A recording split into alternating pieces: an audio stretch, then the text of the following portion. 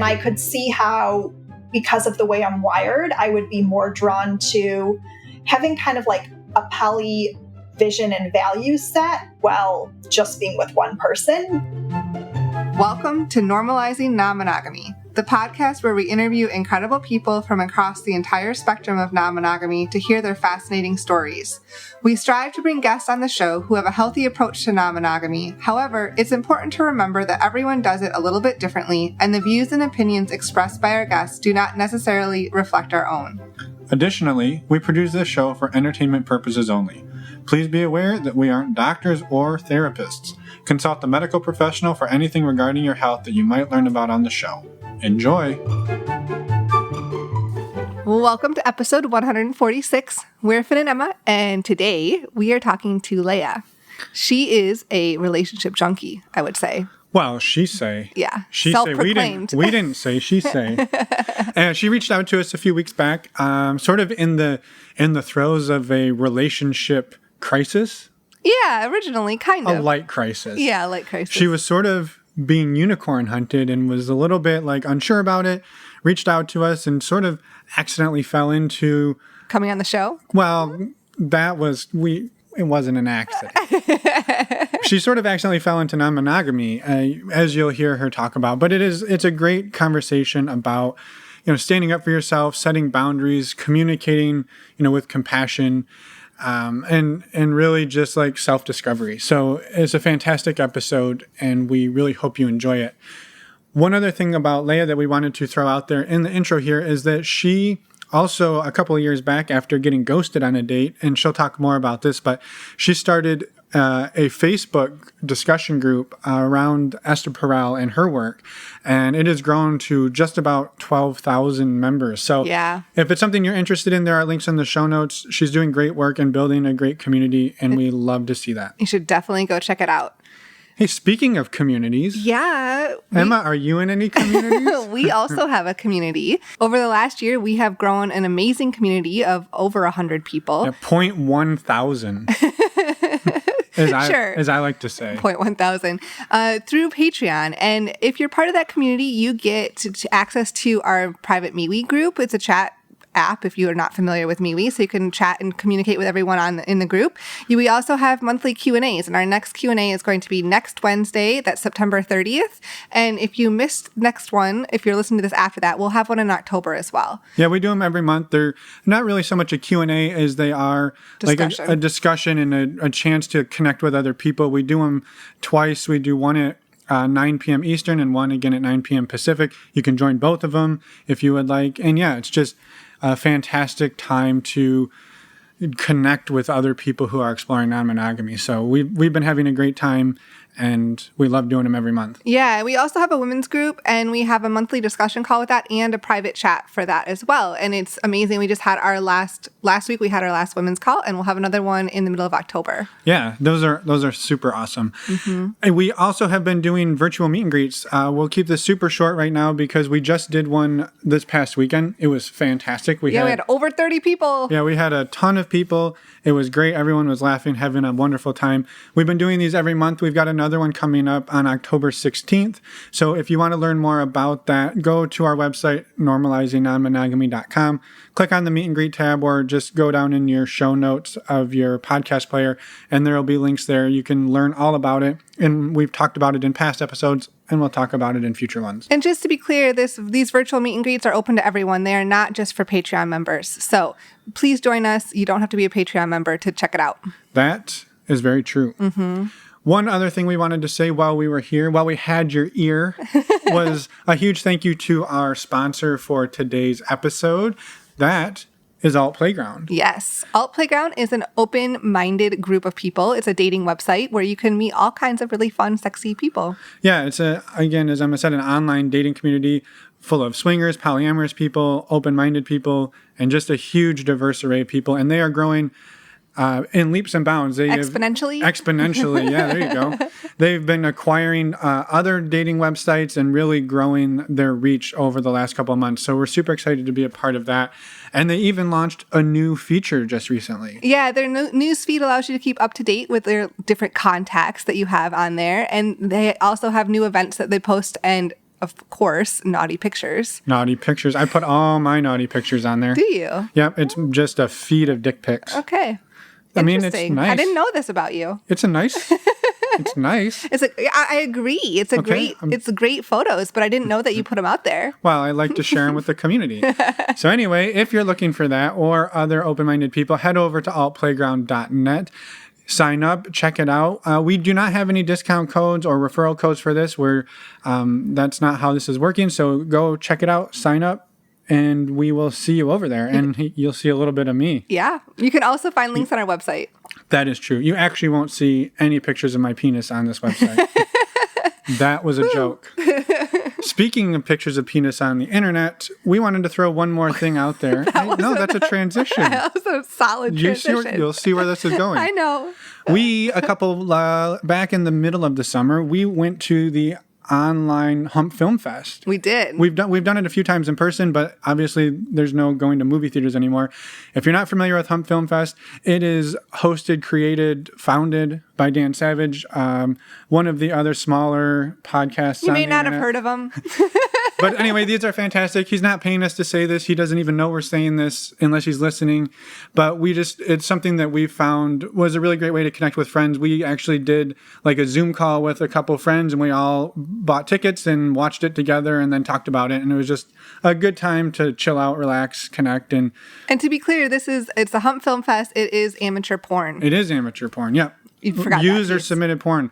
Again, not my penis, but you will see other penises. And all different types and sizes and shapes of different everything. Porn, yeah.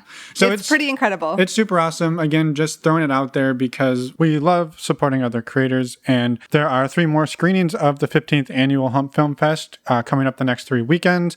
So go check it out. Links in the show notes if you're curious. In the show notes, they're at normalizingnonmonogamy.com, where you can find all sorts of things, including reaching out to us, saying hello, let us know how much you love us or don't love us. To find those show notes, you just need to click on the podcast tab. I want to make that very clear. And to contact us, you just click on the About Us tab, then click on the Contact tab.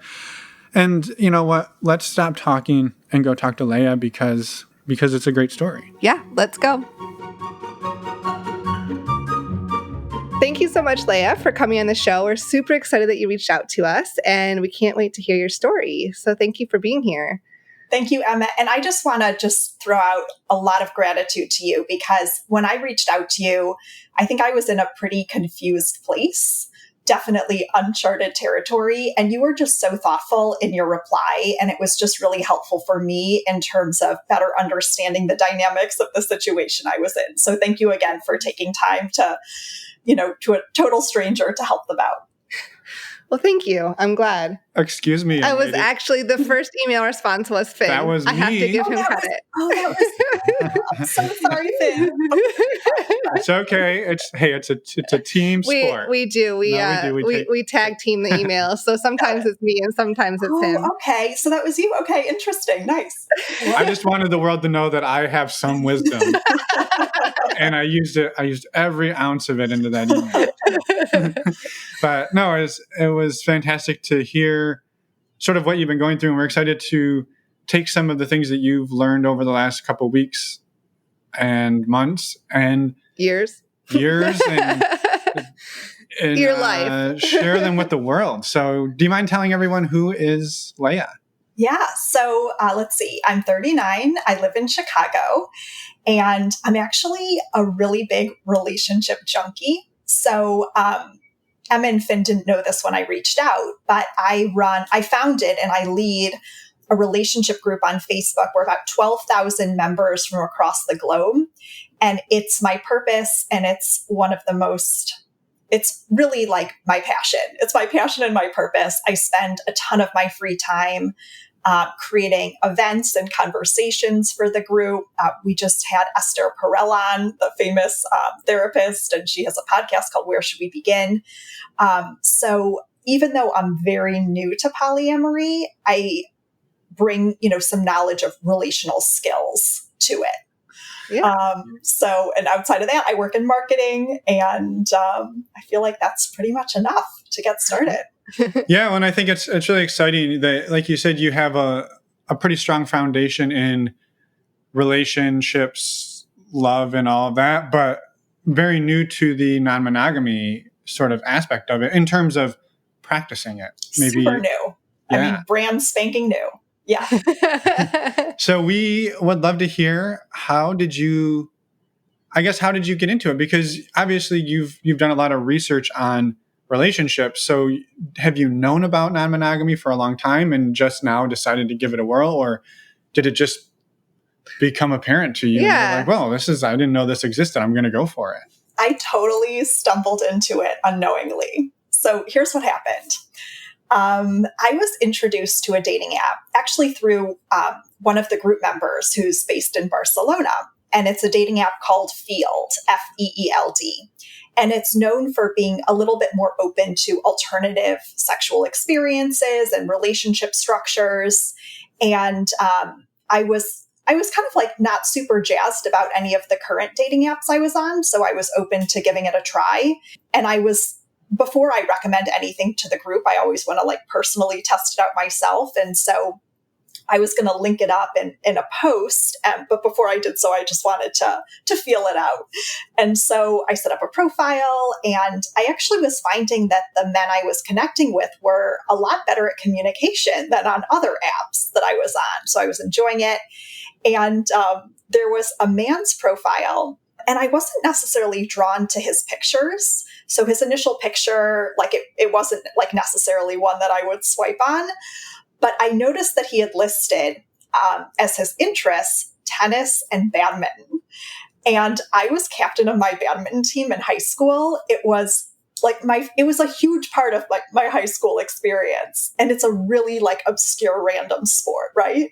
And then tennis, obviously a lot more common, but tennis is like also a huge passion of mine. And so, I'm like, worst case scenario, maybe I'll get a new tennis partner. So I swiped, and then we immediately matched. And after we matched, I started looking through the rest of his profile. And the rest of his pictures were of a woman. So he was actually on there interested in exploring like threesomes and play. But you hadn't read that far to know that. She was hooked up in badminton. Totally hadn't read that far. I got so jazzed by the badminton, I like prematurely swiped, right? And then we matched and we started chatting. And I can't remember like how the dialogue went, but I did share with him, I'm like, listen, I have to be honest, like, I'm really not interested in threesomes. I'm not sexually attracted to women, but I saw the tennis and badminton. I got excited. And so he said, well, why don't we meet up? So him and his partner and me, and like worst case scenario, it'll be a picnic on a nice sunny day. And so we did meet up, the three of us. And I wasn't even sure, like, I'm like, is this a date? There's like three of us here. How does this work? He's like, it's a date. So we just had a really nice time. We played some like lawn games. We had a picnic. We chatted. And right as we were parting ways, I got a text from him. And he said, we'll call him C and we'll call his partner B. So C said, we had so much fun with you. We'd love to go out to dinner next weekend. And I really enjoyed it too. And it was funny because throughout the week, I was getting this feeling, like this like not so good feeling in my body, because I hadn't really shared with them that I was noticing. I'm trying to think through different scenarios of how it could work with me and a woman, and was like just feeling a lot of discomfort as I envisioned possible things.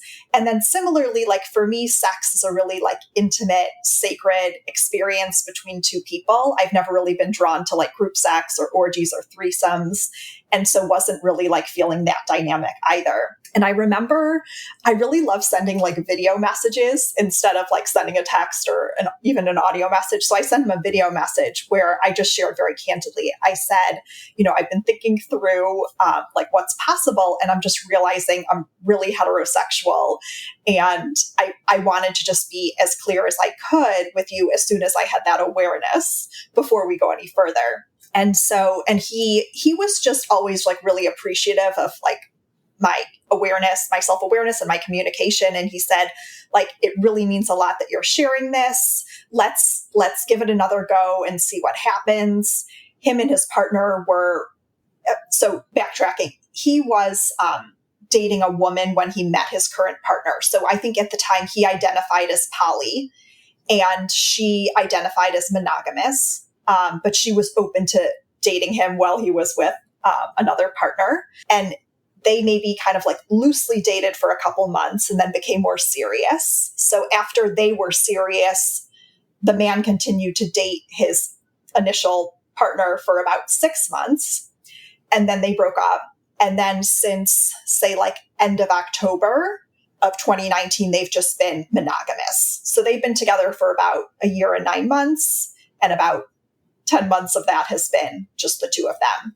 Around COVID, like March, they were talking about opening things up, but hadn't really gotten far because things like shut down kind of right when they were ready to dive in. So I was their very first experience with opening up, and they were mine as well. So I shared the video where I was like really, really clear. I'm definitely heterosexual, and I'm not interested in threesomes either. And they wanted to kind of see like what was possible.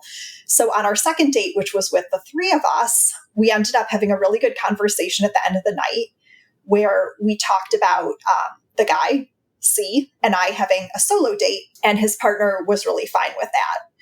And all throughout this time, I think he and I had very similar needs and communication styles. So the needs were around like he and I both love developing emotional and physical intimacy through texting, and I don't know, we're kind of like, you know, building off of each other and co-creating together, and it was like really amazing. That's actually one of like when I think of my needs in a relationship, like that's such a huge part of it. It's so like meaningful for me.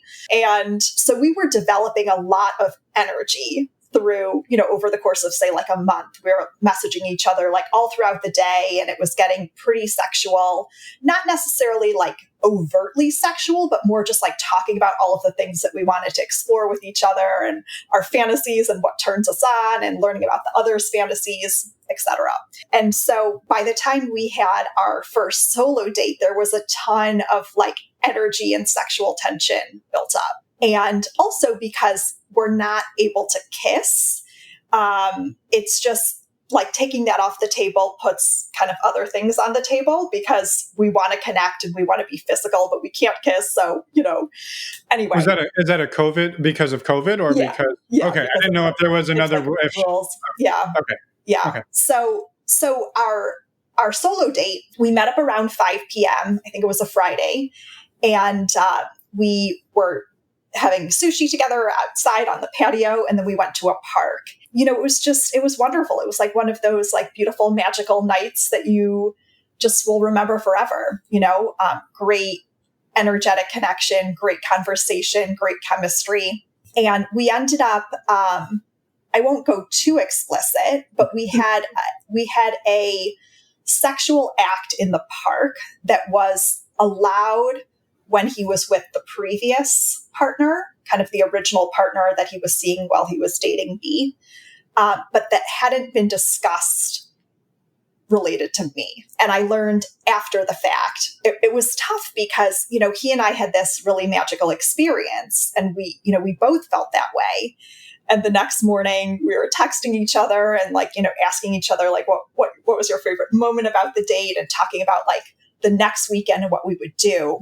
And then it became clear to me that his partner was super hurt and triggered by the solo date. And she was upset about the length of time that we spent together, and upset about the physical act. And she ended up asking, and I guess maybe in her mind, she just didn't think to like talk through potential things that would happen.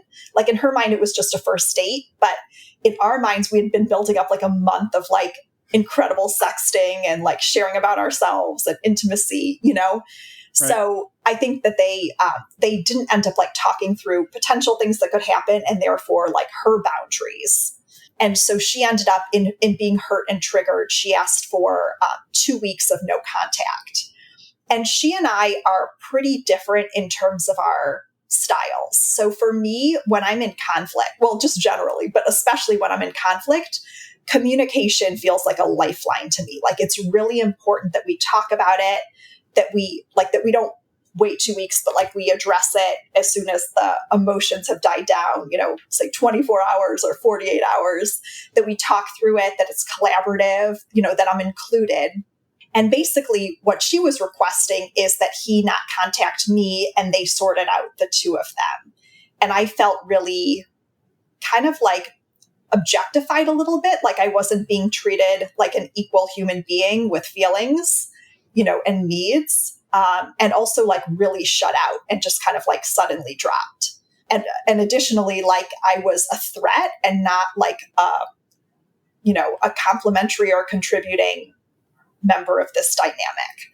Right. So the 2 weeks pass and we reconnect, and C says, unfortunately, B and I are not on the same page right now about non-monogamy, and it's not looking like we will be anytime soon. And so at that point I shared, I said, sorry, that sounds really tough. I've been giving a lot of thought to my relationship vision and values, and I think we're on different ends of the spectrum. I'm really more drawn to an egalitarian form of polyamory, not necessarily equal. Like, I get it. They're a couple, they just moved in together. They're talking about possibly having kids down the road. I don't want kids. I love living alone. So it doesn't have to be equal, but in terms of like how we're treated as human beings, I need to feel equal in that sense. Like there's care towards my feelings and my experience. Yeah. So basically, I shared, I'm seeing that because of where we're at in this journey and the different levels of comfort, I'm also seeing like we're on different ends of the spectrum. And I said, I'm going to hold the night that we shared and our interactions close to my heart, and I wish you both the best. And then I heard back from him, and he asked if I would be open to like reconnecting in 6 months or a year.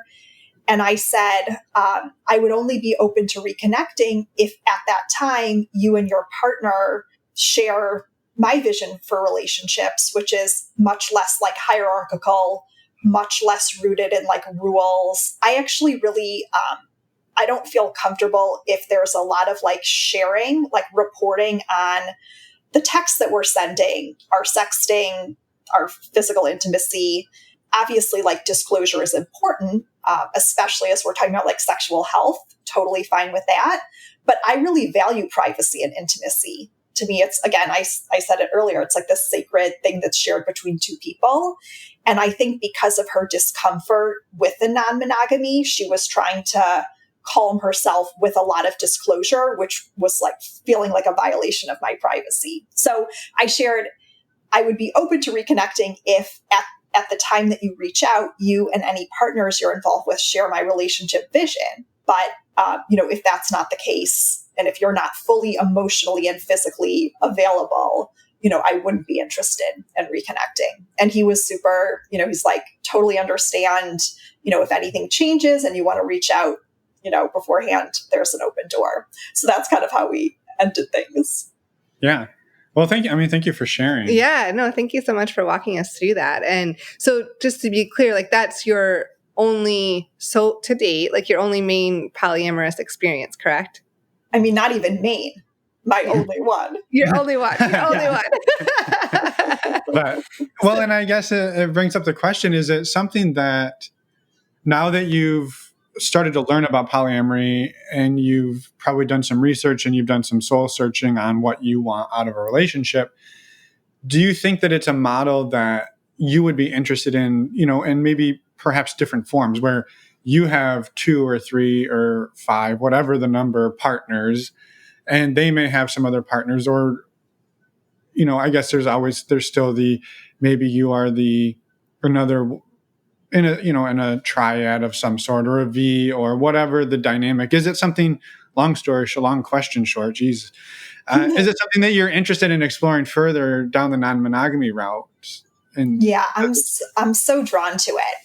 And I'll share some reasons why. I think first and foremost, what I noticed in the dynamic was that there were some things that C was experiencing with B that was very meaningful, like BDSM, which I'm really not drawn to. I'm not totally against it, but in talking through it, I don't get turned on. So I'm open to it, but it's not my jam. Other things are like so much more my jam. They want to have kids. Totally not interested in having kids. They want to share like a domestic experience. I really like living alone. I'm super emotional feelings, and I think his partner is less so. I think that's actually one of the reasons why we had such like an explosive connection, is because we both have like deep needs around emotional intimacy. And I'm not saying that there's not emotions there, but it's like they're just different styles of connecting. And I'm a very like feelings person. So what I loved and what I could see being so valuable is that we were complementary. Like it wasn't like, oh, well, I love to be submissive and I want to have kids. And we were like competing in these different areas. It was like there were so many things that she and they were into, which were totally not my thing. And there were things that I was into that weren't like her or their thing. And so that seems to make so much sense. Esther Perel has this great quote: we now go to one person what we used to go to an entire village for. And it makes so much sense that like one person isn't going to be able to meet all of our needs. And what a beautiful thing if you can use like self-awareness and communication to get your needs met through, different people. And it's funny because I actually don't get excited when I think about non-monogamy and like my journey forward.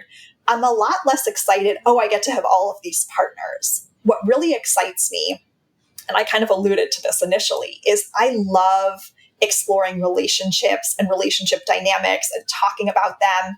And what I didn't even realize is it's like such a norm in non-monogamy. It's like everything is really talked through. You get clear on your boundaries. When feelings come up, you process them either solo or together. And all of that stuff is like so attractive to me. Right. So I guess I had maybe a follow-up on that of, let's say, for example, and I know I'm going to start like throwing hypotheticals at you for the next hour. I don't plan to do that. But like, let's say that you found another partner and they had another partner. And so let's say this hypothetical person is dating two people and the other woman is like a clone of you. So you and this other partner aren't complementary. You are very similar. Yeah. Do you think there would be some type of like competition?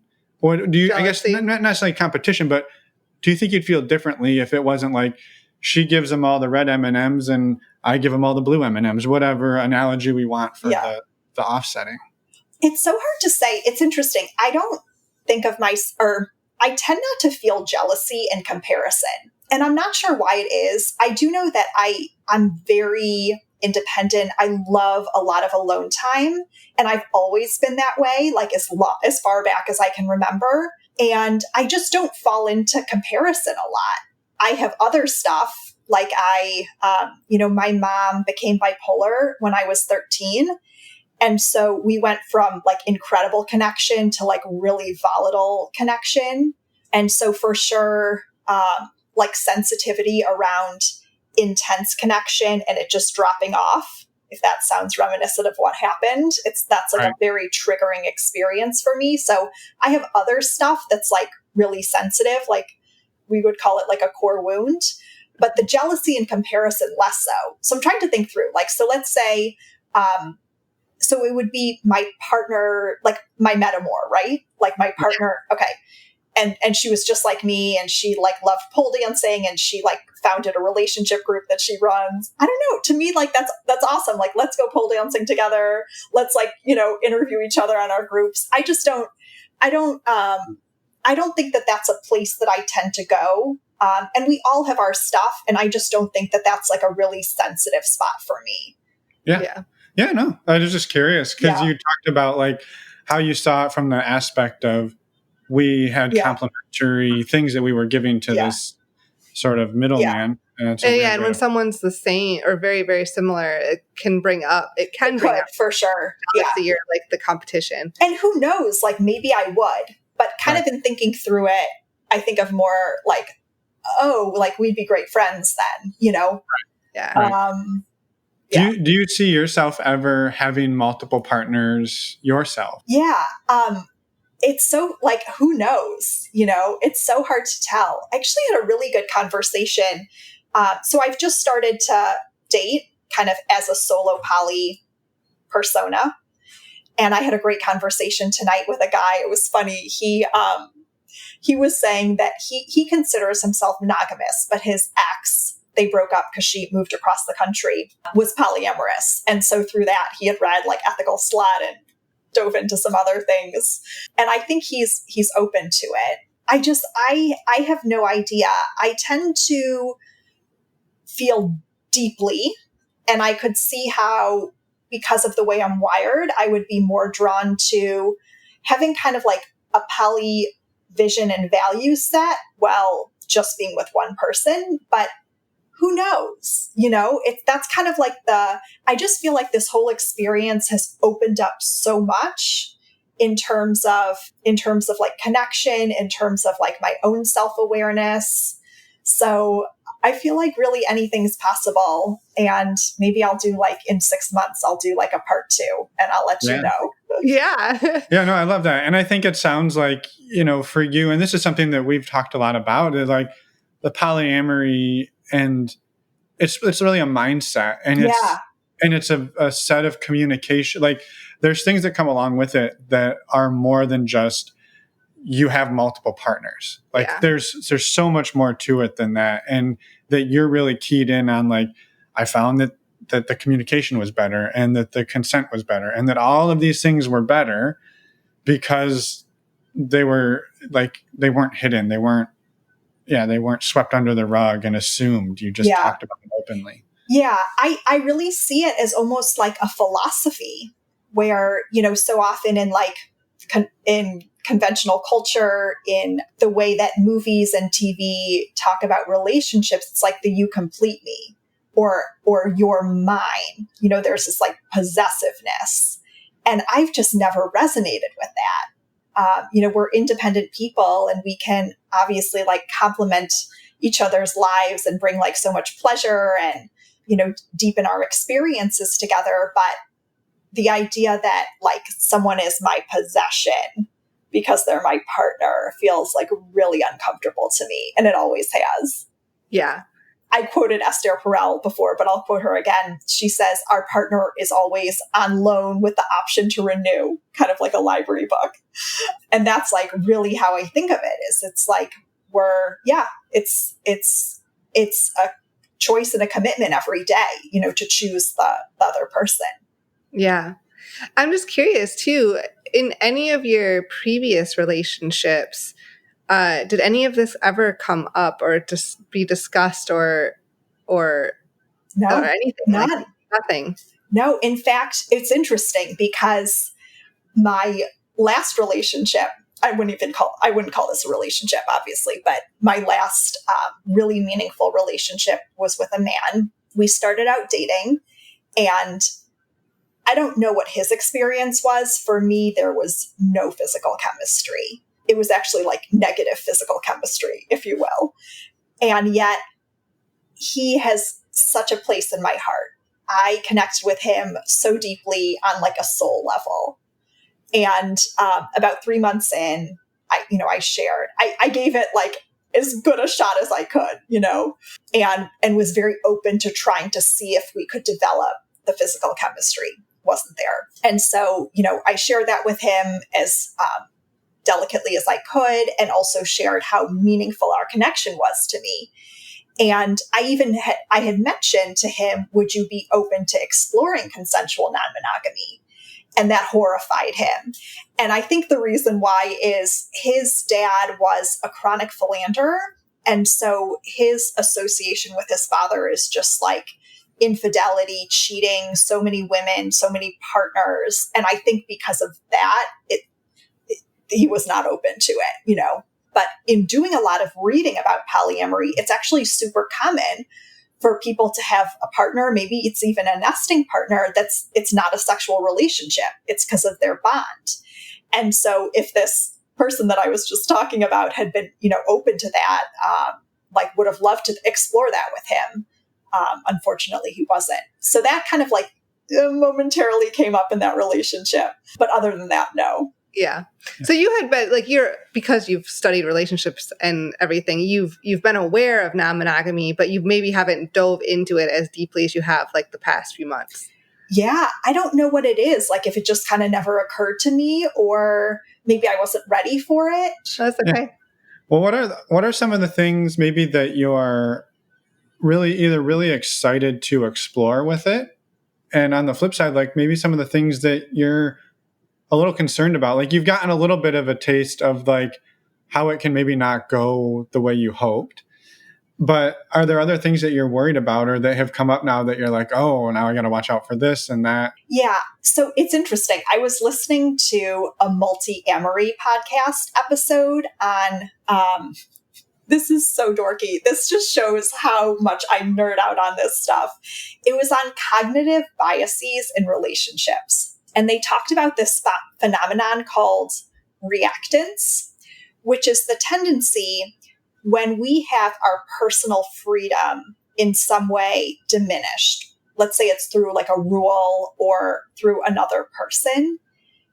Subconsciously, so we're probably not aware of it, we're going to push back against the rule as a way to regain our personal freedom. And even if it's something that we don't have a big desire to do, we're going to do everything in our power to do that thing.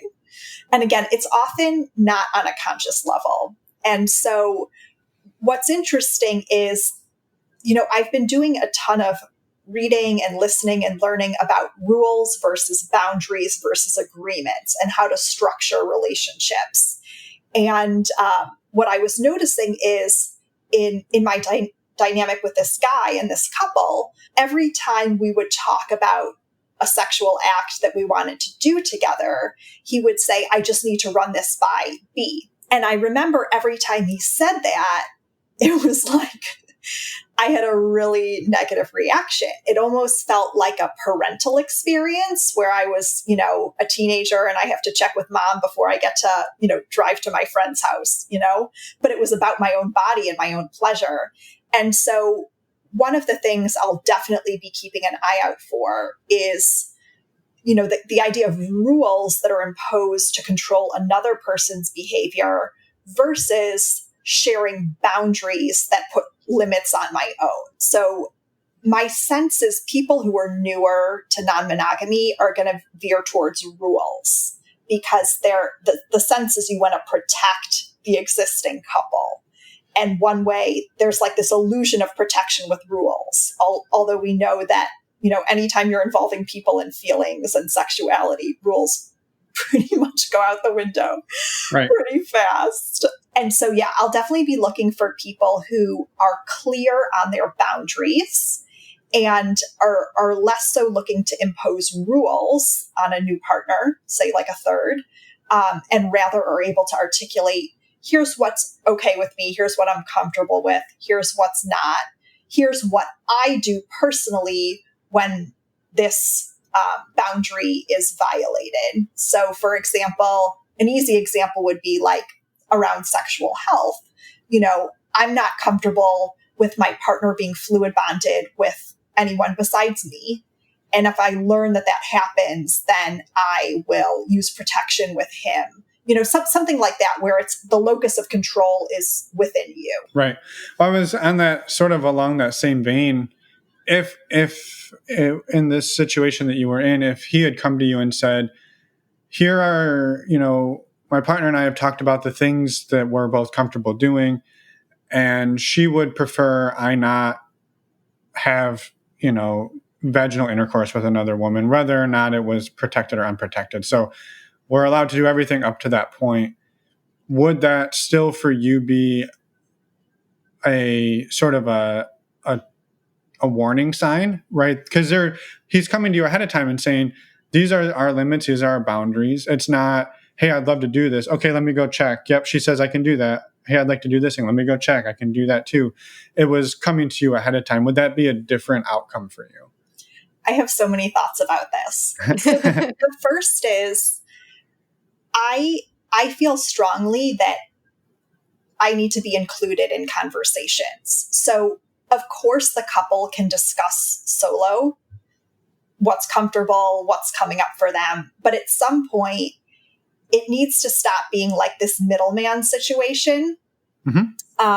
So let's say hypothetically, all three of us sat down together and B shared, I'm not comfortable with vaginal intercourse. I would want to know, what do you make it mean? Like, why that rule? What's the reasoning behind it? What do you make it mean when C has vaginal intercourse with someone else? I'd really want to get to beneath the surface of the rule. If it's like, I'm afraid, he won't want to have sex with me, I feel like that's like really a bigger issue that needs to be addressed before anything else happens, right? Because anytime there's that much fear, then that's the dynamic that I'm playing in. And to me, like, love it's expansion, it's boundless. I don't want to be constantly like entering into this fear dynamic where it's like, I'm this threat. And if vaginal intercourse happens, then, the relationship is at risk or like threatened, Right. And then the third piece is, to me, it's not like I love touch, and there's so many different types of touch that like send me to the moon. Even like non-sexual touch, like just having my leg rubbed, I love. But to me, it's more that it makes me super uncomfortable to have a non-participant in the sexual dynamic or in the relationship, like set rules for it. And I know that like it's really common.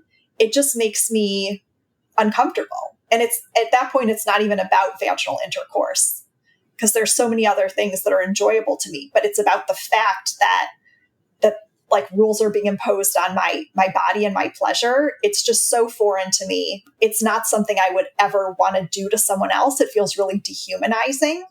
And yeah, I don't know if I would want to enter into a dynamic where there was so much fear or there was that power dynamic. Yeah, that's kind of my thought. What are your thoughts? No, I don't.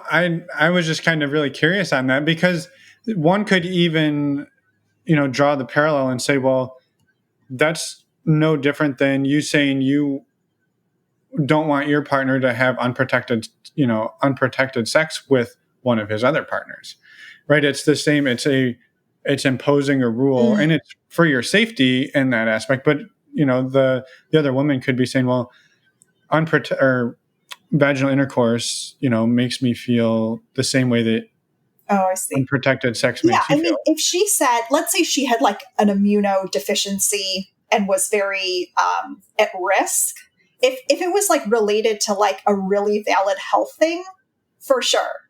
If it's related to like, he might like it with her more and not want to have sex with me, that's not okay. Because again, that's like the energetic fear dynamic that I don't want to be a part of, Right.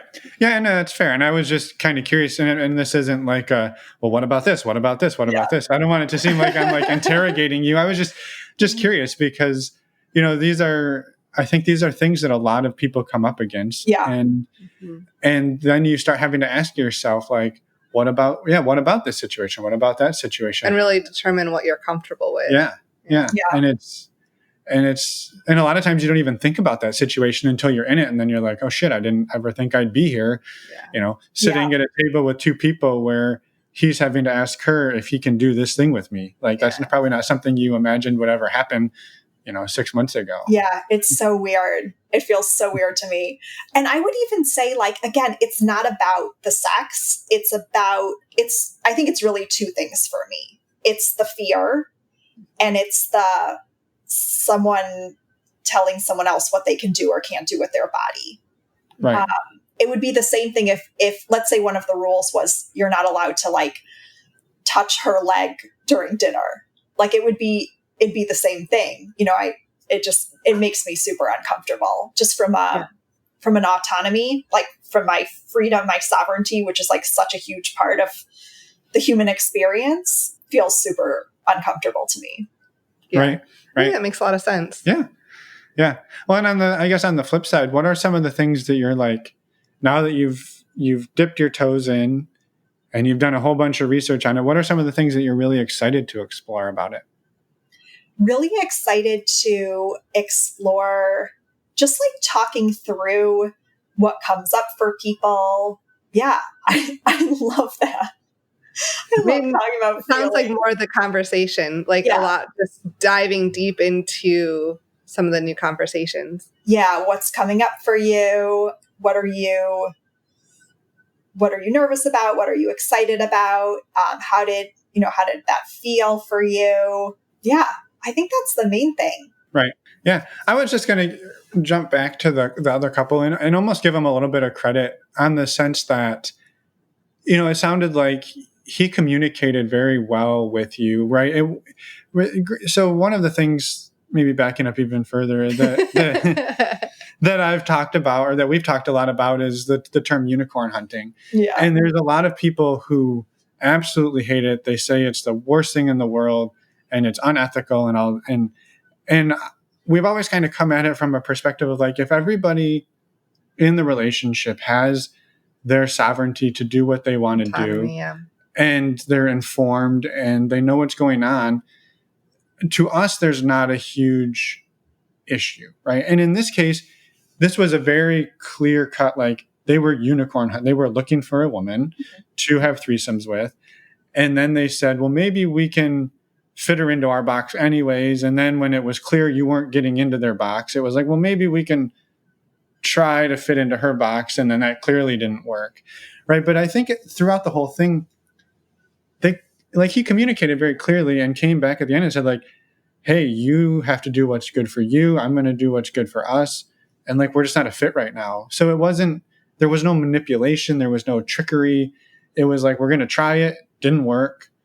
And it wasn't going to work for you. And you guys just had to like go your separate ways, which. And I think it sounds like when they kind of put the limitation of like no communication for 2 weeks, that was kind of like the trigger for you of like, oh, well, maybe this isn't really what I thought it was. Yeah, it did feel a little bit like there's, I don't want to say an incompatibility, but there's a divide around relationship structure philosophy. And It did feel a little bit like I was trying to be inserted into a very, very specific, narrow hole to try to like alleviate some of the discord around that, or kind of like lessen the different poles there. And I think what for me was upsetting is it did feel like there were, and I think they're really great people with really the best of intentions. And I don't think at any moment during any of this was there any type of like deception or manipulation. Right. I think all of this was coming from like a very heartfelt place. I did feel a little bit, I don't want to say objectified, but not treated like an equal human being when things got tough and they went into like protect the established couple mode. I felt kind of like dropped and like there was not a lot of care or consideration towards my experience because there was just clearly like so much triggering around the couple dynamic. Right. What's going on? This is all happening so fast, right? Right. And so that did not feel good. Right. And when I reached out to see, like in our last text exchange, I said, it's really important to me to be with someone who can remain emotionally available to me in a consensual non-monogamy dynamic while also being a container for his partner if she's hurt or triggered. And it's also super important that I'm with someone who can create his own boundaries that are separate from his partner's, in a moment where there's like triggering and hurt. Because that's one of the things I noticed is like I don't think he needed 2 weeks, but I think because his partner was triggered, he took on her boundary. And I don't know if that was like her telling him like, you absolutely cannot talk to this person, or if it was him seeing her being hurt and saying, okay, she doesn't want me to contact Leah, so I'm not going to. And him not like having his own voice. I know they're seeing a poly couples therapist. I don't know if like the couples therapist said, you absolutely cannot talk to this woman for 2 weeks, but whatever it was, it felt really shitty. And this person who was like super emotionally available to me suddenly became not just like emotionally unavailable, but physically unavailable. Right. And to me, that's just a deal breaker. Yeah, no, for sure. And I think, and I would say that the vast majority of, well, again, to use this derogatory term, the unicorn hunters out there, there probably very few of them have malicious intent. I would say a very, very, very small percent, right? But I think a lot of times we're going to try this thing, and this thing is we want to try a threesome with another woman. And then feelings happen, people get scared, people get worried about like you said, their established relationship dynamic. And I guess you've been quoting Esther Perel. I'll go the other direction with Mike Tyson and say, right, everyone's got a plan until they get punched in the face, right? And if they're like, well, we're going to do the threesome with this hot chick, and she's going to come over, and then when we're done with her, she's going to go home, and she's going to leave us alone, and our relationship's going to be just fine, and then it doesn't go that way, and you don't know what to do, right? And oftentimes the end result is, well, we're going to shut this third person out to save what we've already established. And I mean, for you, good on you, right? That you were strong enough, right? Because I'm sure there's many women who are like, well, I guess that's, what I am. I'm just their third, and they'll call me when they're ready. And for you were like, hey, this isn't working. That's not going to work for me. Yeah. And then good on them to be like, hey, then it wasn't like, oh, no, we're going to be fine. We're just, hold on a little bit longer. We'll get you back in there. Like they didn't do any of that. So I think it's all in all, like a really good learning experience for you. Honestly, probably a really good learning experience for them. Yeah. And one other thing I was curious if he had come to you and said, hey, I really like you. I want to continue exploring this, but like, this didn't go how we had planned on. Mm-hmm. And I want to continue exploring this, but I need to take a step back so her and I can work through some things so we can come back at this the right way. Would that have felt better than she says, I can't talk to you for 2 weeks. We'll see you in 2 weeks. Okay. So you're saying rather than the 2 week pause, if he had said, B is really triggered and hurt, and we need a couple sessions with our couples therapist to deal with this. Would you be open to taking a pause? That would have felt very different to me. I think I also, just because of what I know about relationships, it just is so clear to me that this is not a welcoming, energetic dynamic for me to be entering into, right? There's a lot of like fear, and I'm not saying it's invalid. I'm just saying what I'm sensing is it's just, they're not ready for someone else to enter into their dynamic right now. There's so much they need to get clear on and they need to work through before it would be a safe space. Right. So as much as, I told C, I'm like, I don't feel this connection often. I'm like, this is maybe like a once or twice in a decade type feeling that I'm having. And yet still, it's like an absolute no-brainer to me. It's not a safe space to enter into. Right. Yeah. Right. That's tough. That's a tough call to make. Yeah, and I think the reason I was kind of asking that is because I would venture to guess that in the future, right, for anybody exploring non-monogamy, like you may enter into a relationship with somebody who's already in a relationship, and that may be something that comes up where they're like, hey, like, I really want to keep exploring this with you, but I need to pull back to sort out some things in this other relationship. And in a way to do that without making you feel less than the other partner, but also like they at the same time, that other relationship is still very important to them and they don't want to lose that one. Yeah. And that's a really hard place to be. Yeah. Right? Like, I don't want to lose you. I don't want to lose them. Yeah. I need to I need to get my own shit straight. And I understand if you're not going to be there on the flip side, but like, Yeah.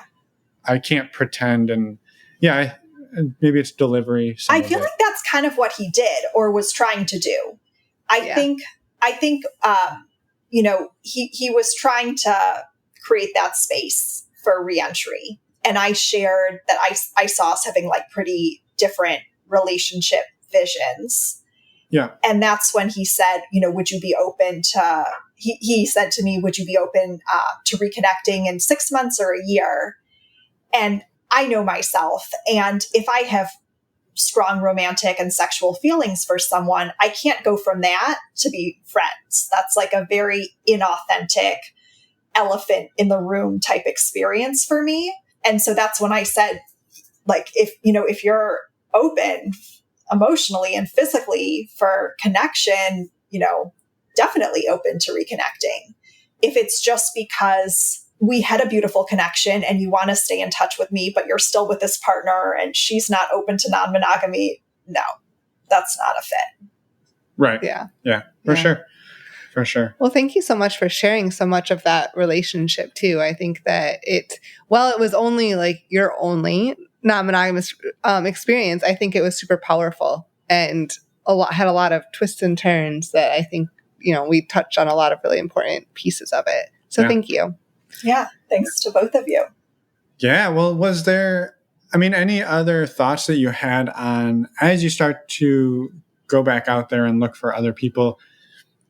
First of all, do you think you'll continue using Field? And if you do, have you tweaked your profile to maybe put the right bait out there for the next?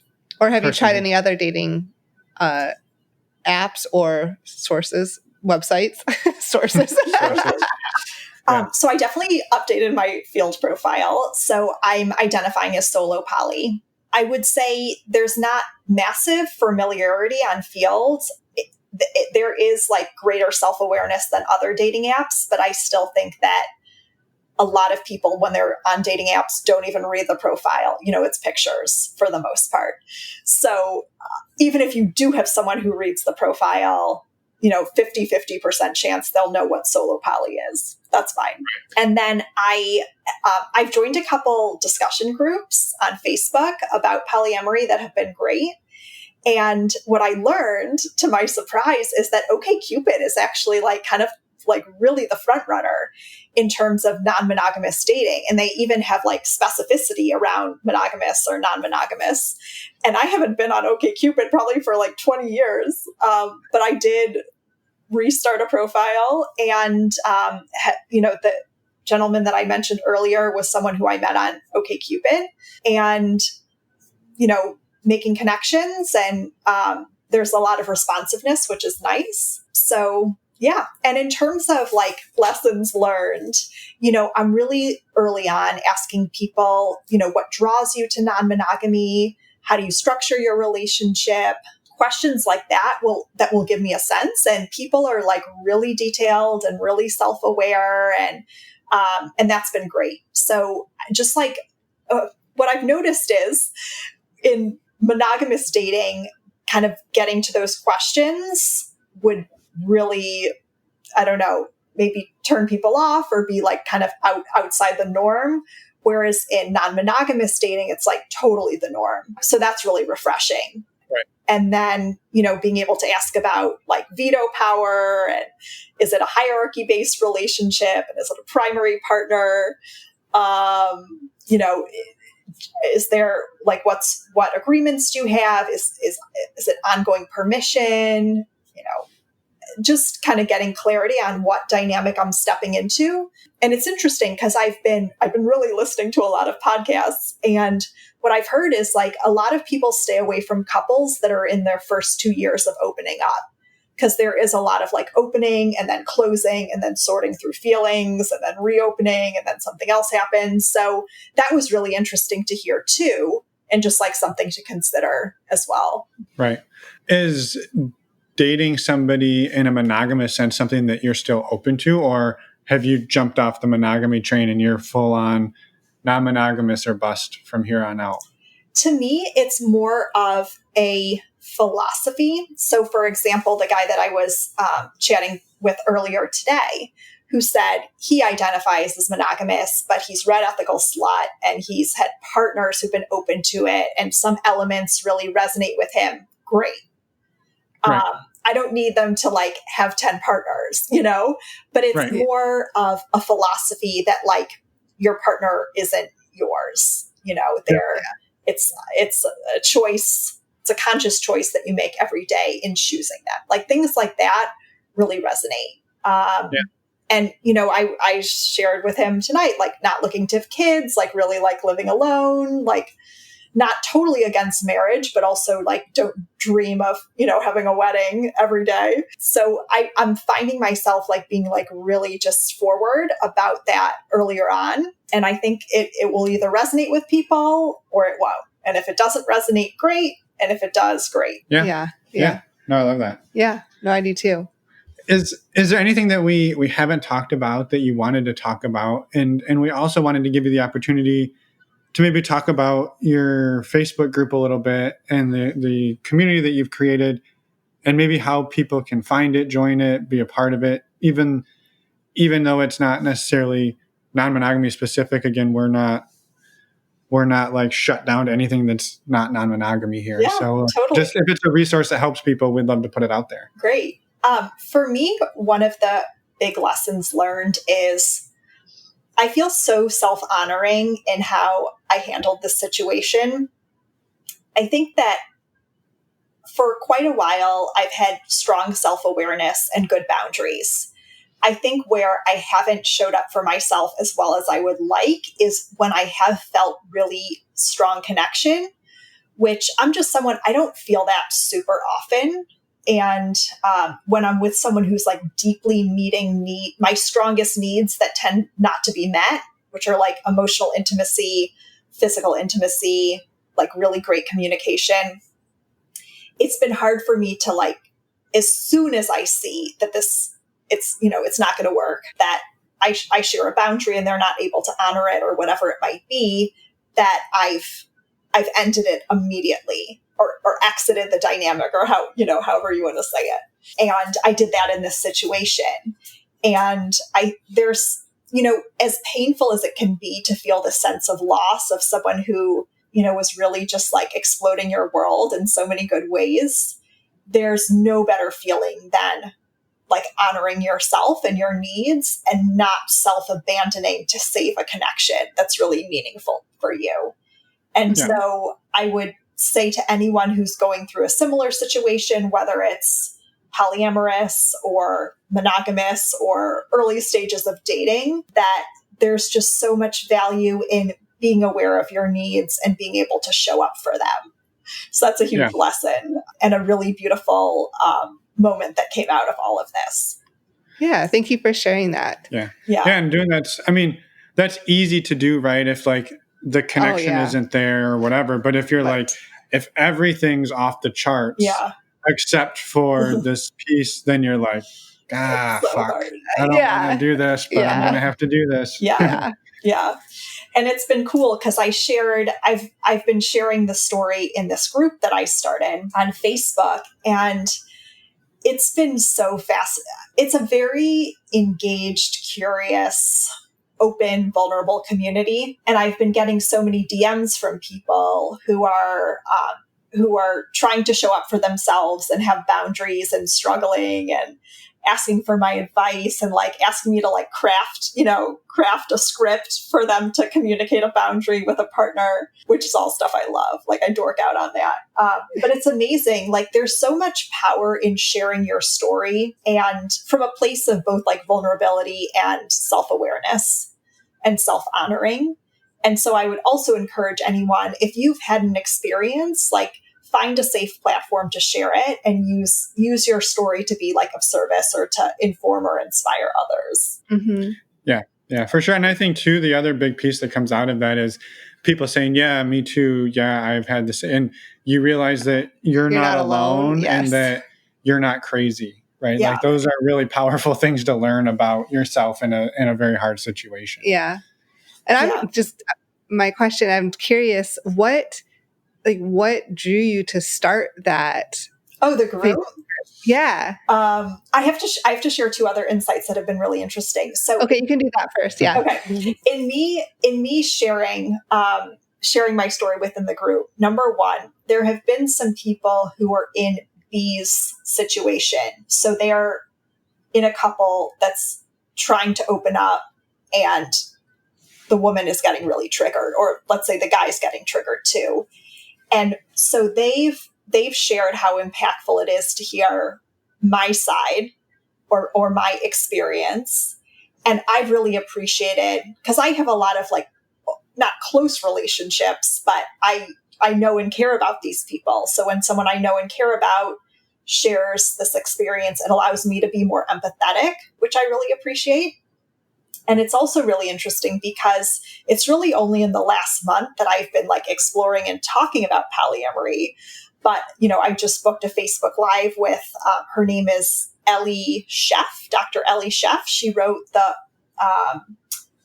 wrote Stories from the Polycule, and she has a couple other books as well. So we just booked a Facebook Live in the group with her, and I'm sharing about polyamory and resources. And it's insane how many people have come out of the woodwork talking about it, whether they're in dynamics or interested about them. And so, I was laughing so much because in my conversation with Esther Perel, which was about a month ago, I asked her a question about this dynamic. And then I shared the interview with my dad. And my dad, my dad's in his 70s. He's actually a psychologist, but he's like really old school and much more private than me.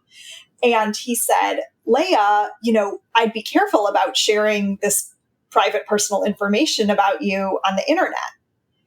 And I was like kind of offended because he's basically telling me to like hide my identity. And my sister's gay, and, she came out when in her early 30s, and he was like pretty good about that.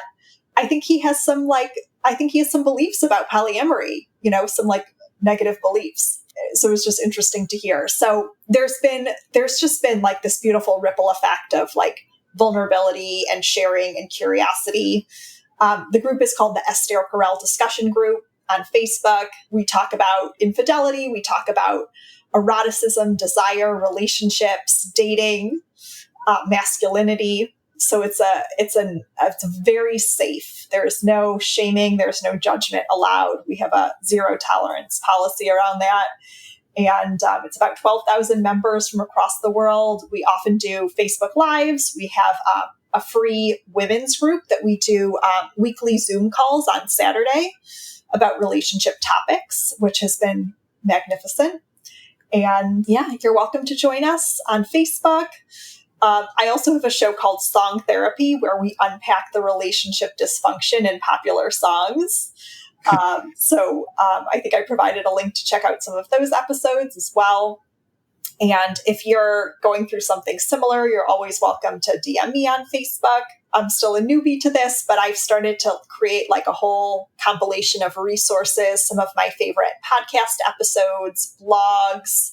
Yeah, just like quick, easy reference points around common things that come up. Mm-hmm. Yeah. And how long have you been doing the group? Oh, you asked me how I started the group. So I founded the group in September of 2017. So it'll be about 3 years. And I had just gotten ghosted. And this was a guy who I felt crazy chemistry with. This was like 3 years ago. Oh my goodness. It was really amazing. And we only dated for 2 months, and he ghosted. And right after that experience, I was at an event called Summit of Greatness that's put on by a podcaster, Lewis Howes, who has a podcast called School of Greatness. And every year, he brings about 10 incredible speakers to his hometown of Columbus, Ohio, for a summit where we're doing like high intensity workouts, and there are like parties with amazing DJs at night, and then we're learning during the day. So all things I love. And the very first year I went, Esther Perel was the speaker that stood out to me. And she had this closing line in her talk. She said, in dating and relationships, we're often picked for a role that we didn't audition for. And I didn't know this at the time with this guy, but he was just out of a long-term relationship when he met me. So it was like the type of thing, like he had a really nasty breakup, and then that night he joined a dating app. And I had been like, I was like really ready for like a really meaningful connection. And so I picked him. I thought he was a nice Jewish boy who was really funny and smart. And he picked me because he thought, I was like going to be like the rebound. And I remember thinking like how profound that was and so true, and just wanting to talk about it with people. And I have like wonderful, smart, intellectual friends, but I think talking about relationships is just like kind of an acquired interest. And so that day I founded the group, not thinking anything about it. And, it's all been organic growth. Like we don't do advertising or anything. Esther is her own best like marketer, really. And it's just grown organically. And there's just so much engagement and so much great advice. People are really into learning in the group. So it's not just like dump him, when someone posts like a really vulnerable, raw question. It's like really, really thoughtful advice grounded in the best books and learning and experiences. And, a lot of people join either because they just experienced an affair or in the aftermath of an affair, or maybe they're like involved in an affair. So it's a delicate dynamic in that we have people who've been the betrayed in an affair. We have like the betrayers, we have the other person, and they're all vulnerably sharing, and we keep it very safe for everyone involved. So it's a great, safe, open space to talk about relationship dynamics. Awesome. Yeah. That's fantastic. Yeah.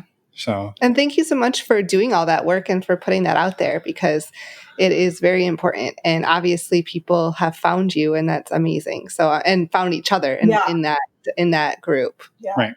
Right. And before we go, I just wanted to again say thank you, but also I wanted to circle back in case there were some unicorn hunters listening, thinking that like that searching for a woman that will come in and then leave when they want, like that's still I honestly think that that's a valid thing if it is communicated to the person. Because I know we have heard from women who like they want to be that person. They don't want the deep connection. They want to show up, have some hot sex with another couple, and then they want to disappear and don't want to be bothered until the next time they want it. Right. And so there's a match for everybody, but it's about communicating it on the front end and making sure everyone has the autonomy to get what they want out of that situation. Yeah. So, yeah, 100%. I just wanted to throw that out there in case somebody was listening was like, fuck you, Finn. So you can still think that, but I'm just saying that it's valid. It's just, you've got to communicate it, and you've got to be willing when the person says not for me to let them go. Yeah. Let them find what they want and not try to keep them on the hook because whatever you want to get out of them. Yeah. Well, do you have any final thoughts before we say goodbye? No, just again, wanted to reiterate, it was just so great. When I experienced the request for the 2-week pause, it was just really kind of jarring, to go from a night of like such incredible connection and intimacy to like silence, in a moment of conflict. And just so appreciated you both taking the time to share your experiences and your perspective with me. I just really appreciated it. And it was very helpful in terms of me kind of processing what happened and getting to the place that I'm at now. So thank you. You're welcome. Yeah, absolutely. So, well, thank you again for coming on, for doing all the work you're doing, for creating the groups you've created and the spaces you've created, and helping the people you've helped. So thank you. And links to everything will be in the show notes as always. Yeah. Great. And have a wonderful evening, and we'll be in touch. Sounds good. Thanks, Emma. Thanks, Finn. And we're back. You didn't join me this time. I know. I was just befuddled at how that intro was over 6 minutes. We're like, we're going to keep it short. And then we fucking yammered on for almost 7 minutes. And I don't even know how it got to be 7 minutes. We had a lot of stuff to talk about. We did. So, well, thank you for listening to all of that yammering. Maybe you did, maybe you didn't. But we hope you enjoyed listening to Leah's story. We're super excited to get it out there. and share it. It's powerful. Yeah, So, thank you, Leah, for reaching out and coming on the show, and just for everything you're doing with your community and in general. We really appreciate it, and we are so excited to share this story. Yeah, and throughout this interview, she mentioned quite a few different dating apps. We wanted to remind everybody that you can also check out Alt Playground. Go to altplayground.net. You can meet other amazing non-monogamous people, and some maybe who aren't. Maybe they're just open-minded, looking for a good time. Yep. Yeah. And if you're looking to meet these awesome, amazing people in person, we would highly recommend going over to the show notes and clicking on the links for stdcheck.com. There you can get tested for STIs. It's quick and easy and discreet. It's the way we get tested, and we highly recommend it. And by using the links in our show notes, you support the show. So thank you so much for doing that. Yeah, we super duper appreciate it. And again, as Emma said, that's the service that we use to get tested regularly. And we love it. So the other thing we would recommend if you're going to meet these people in person is to put a fucking mask on your face. Yes. Put one on their face. Maybe bring a spare. If they didn't bring one, you just reach over and you just put it on them. Sanitize your hands first. So do that. Keep everybody safe. The faster we get rid of this fucking virus, the faster we can all get back to meeting people in real life. Yes. So please be careful, be safe out there. Take care of each other. Take care of yourself. And thank you for supporting the show. We do appreciate it. And what, you're just smiling, staring off into the abyss. Are you thinking about putting a mask on somebody? Yeah, pretty much. I was going to be like, when we go on a date, just like reach over and put 2 masks on them. It's not like condoms. Don't wear 2 condoms. Put one of those face masks too. Yeah, triple up. Next week. Oh, nailed it. We have an interview with Sophie and Brandon, and they actually, I'm not even gonna. I'm gonna do it. You are? Yeah, I'm gonna do it. Yeah. They're amazing. It's an amazing story, and we're really excited about it. You will be blown away. Okay, we've been rambling a while. Yeah.